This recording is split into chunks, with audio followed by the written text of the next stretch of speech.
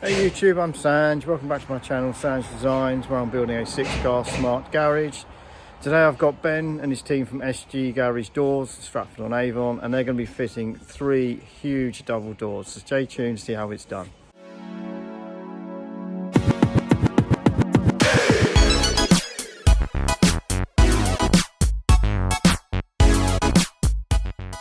Right, so welcome back. It's been a pretty busy and productive time. Cold December morning. So I've got Ben and the team here, and what they're going to do is they've already fitted a couple already. They're going to start fitting the curtain for the centre door, which is the largest door. And you can see how that's done. Right. So what you can see is they've already fitted the frame and the curtain. And now they're going to fit the main part of the door, which is the most tricky bit. There you go. So just rolled it in, and now they start to do all of the necessary adjustments to make sure it's all true and fits really nicely. Right, so 2 outer doors are what we call inside the reveal.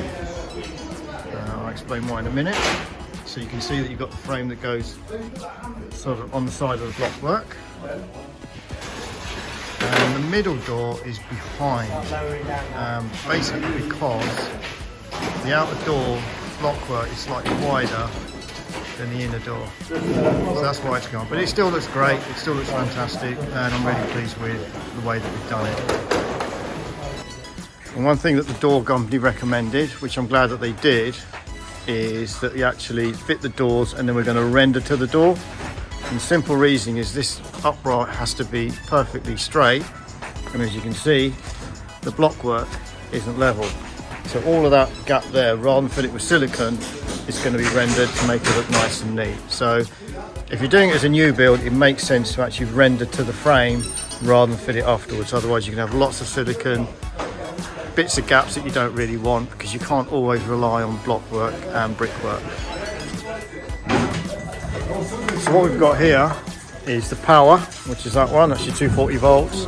And normally that would just go into a 3-pin plug, but I didn't want a 3-pin plug, so we're going to put that into a fuse spur.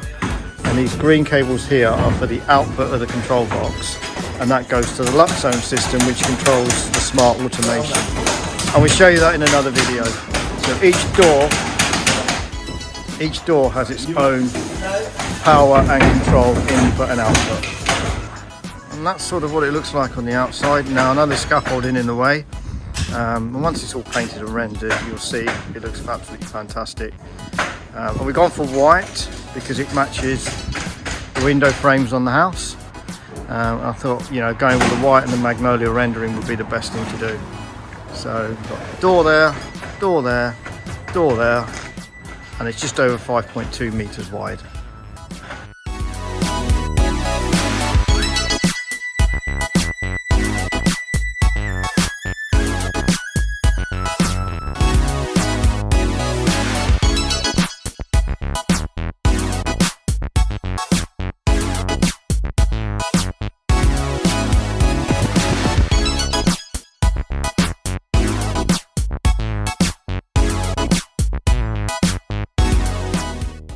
So there we go guys, that's your 3 doors installed.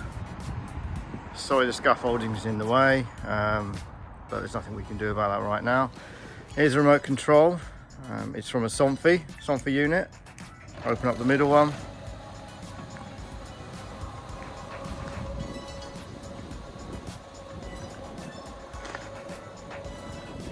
Just see, everything's nice and hidden underneath.